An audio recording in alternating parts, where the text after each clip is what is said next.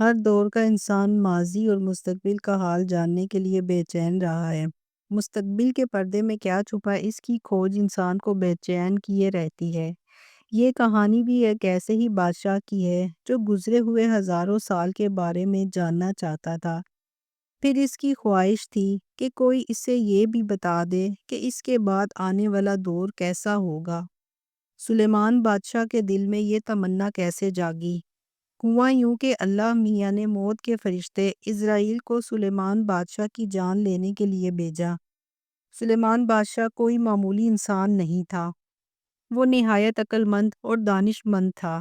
اسرائیل نے جب اسے بتایا کہ وہ اس کی جان لینے آیا ہے تو سلیمان نے کہا کہ میں تمہاری بات مان سکتا ہوں، لیکن پہلے مجھے یہ بتایا جائے کہ میرے بعد آنے والا حکمران کیسا ہوگا۔ میں نے 500 سال حکومت کی ہے، مجھے یہ فکر ہے کہ میرے بعد میری رعایا کس حال میں ہوگی۔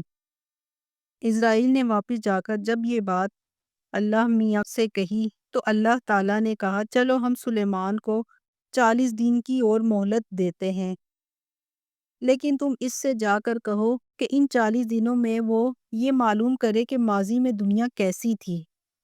اگر اس نے یہ معلوم کر لیا تو اس کا موجودہ دور سے مقابلہ کرنے کے بعد اس کی خواہش ہوگی کہ وہ اس دنیا میں مزید نہ رہے۔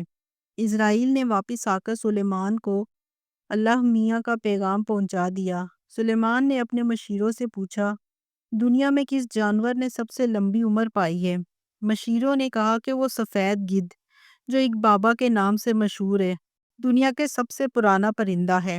سلیمان اس سفید گدھ کے پاس گیا اور کہا کہ میں دنیا میں 500 سال سے حکومت کر رہا ہوں، اب مجھے صرف 40 دن کی زندگی اور ملی ہے، مجھے بتاؤ کہ ماضی میں یہ دنیا کیسی تھی۔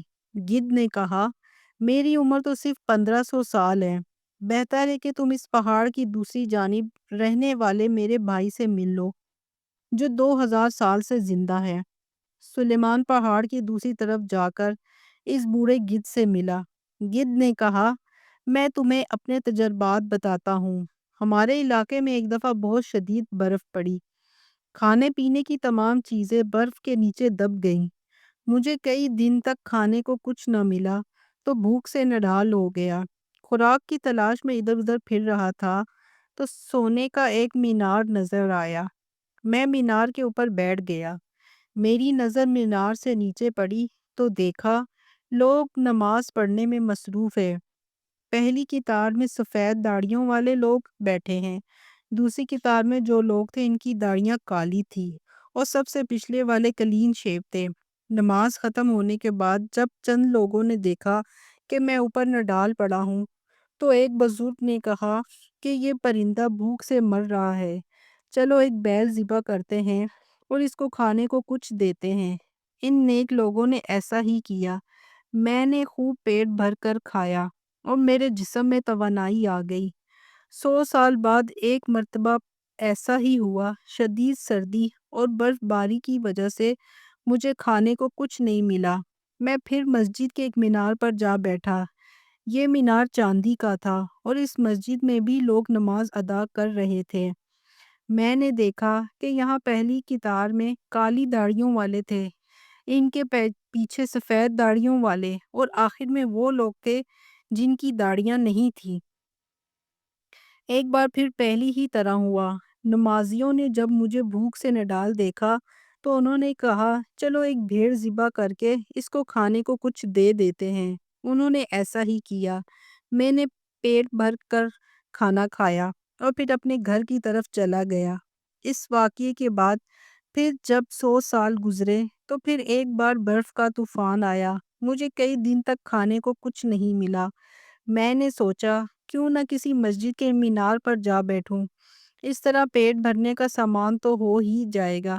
اس بار جب میں مسجد کے مینار پر جا کر بیٹھا تو مجھے پتہ چلا کہ یہ مینار نہ تو سونے کا ہے نہ چاندی کا، بلکہ یہ تانبے کا بنا ہوا ہے۔ اب جو لوگ مسجد میں نماز پڑھ رہے تھے ان میں سے بغیر داڑھیوں والے سب سے آگے تھے، ان کے پیچھے سیاہ داڑھیوں والے تھے اور سب سے پیچھے سفید داڑھیوں والوں کو جگہ ملی تھی۔ میں اب بھی پر امید تھا کہ شاید کھانے کو کچھ مل جائے۔ اچانک میرے کانوں میں باتیں کرنے والے دو آدمیوں کی آواز پڑی۔ ایک دوسرے سے کہہ رہے تھے، وہ دیکھو ایک پرندہ مینار پر بیٹھا ہے، ذرا بھاگ کر میری بندوق تو لے آؤ، اسے مار کر ایک وقت کا کھانا تو بن جائے گا۔ میں نے سنا تو بھاگ کھڑا ہوا۔ گدھ نے سلیمان بادشاہ سے کہا، دنیا روز بروز غول کی طرف گامزن ہوتی جا رہی ہے، تہذیب و تمدن مٹ گیا ہے، لوگوں کے دل چھوٹے ہو گئے ہیں، خود غرضی اور لالچ میں اضافہ ہو گیا ہے، لوگ خیرات دینے میں بھی کنجوسی کرتے ہیں۔ تمہارا کیا خیال ہے کہ ان حالات میں تمہارے بعد آنے والا حکمران پارسا اور متقی ہوگا؟ سلیمان بادشاہ کی سمجھ میں یہ بات آ گئی کہ آنے والا وقت گزرے ہوئے زمانے کے مقابلے میں تکلیف دہ ہی ہوگا، اس لیے دنیا میں مزید رہنے کا کوئی فائدہ نہیں۔